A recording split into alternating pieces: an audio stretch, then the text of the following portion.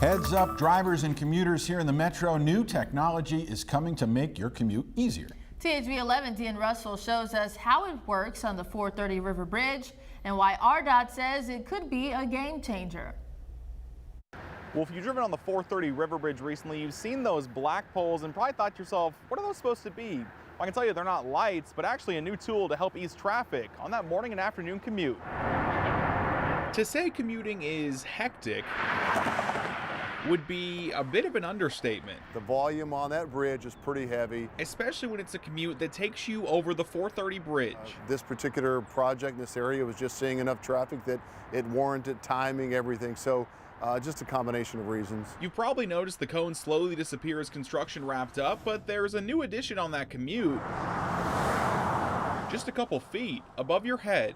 Then they look above and they wonder what's going on there. So yes, this has been a very a lot of people have called about this one. They're not light poles, they're carrying LED signs.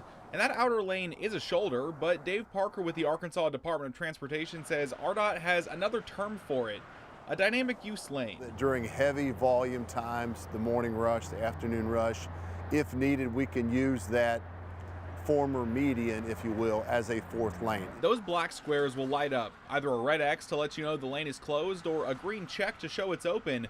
And before that lane opens, Parker says RDOT will make sure it's safe and clear to drive in. It can be a little intimidating. This is the first of its kind in Arkansas, but I think over time, like anything, people will become familiar with it and not even notice it. We're still a couple weeks away from that lane opening for drivers, and Parker says he can't wait.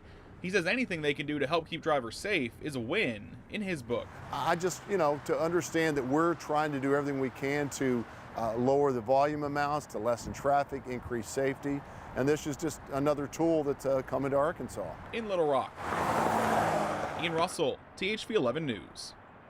Ian, thank you. And RDOT says they're working on getting all those signs up and running right now. He says you should see the lanes in operation in just a couple of weeks.